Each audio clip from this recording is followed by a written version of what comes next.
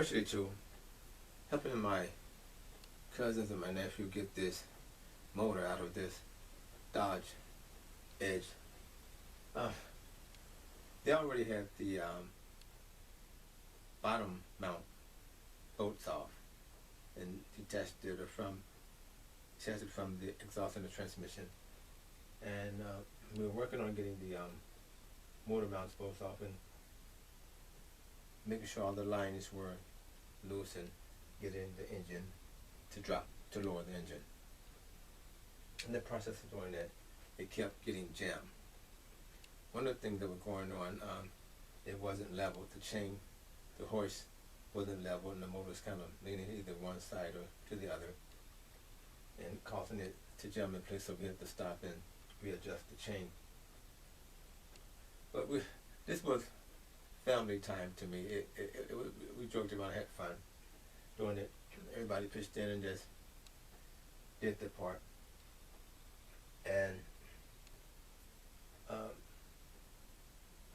I've never seen a motor release coming from the bottom.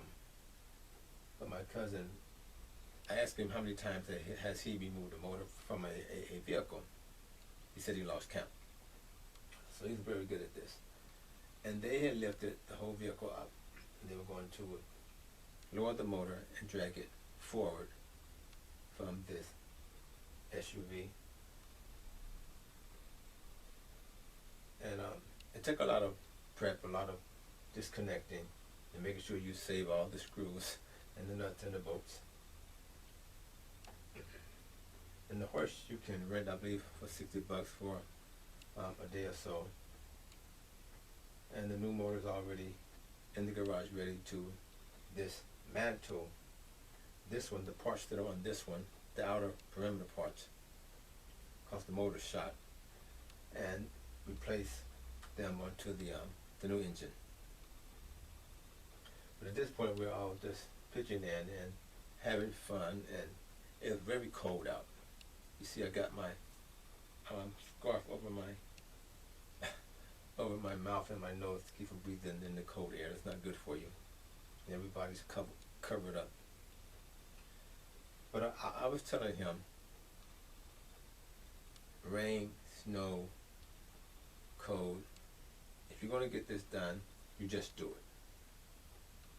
You don't have time to worry about the weather. You just get the job done.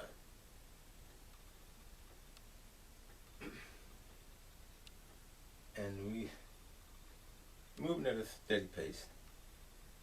And this is just part one, getting this out. Actually, this is part two. I showed part one where most of the top of the engine was disconnected, taking loose the harnesses and making sure all of that was pulled back out the way, disconnecting stuff. So this will be part two. Getting just trying to get the motor lowered and working with making sure we didn't miss anything. And there you go, part two. Auto repair at another level.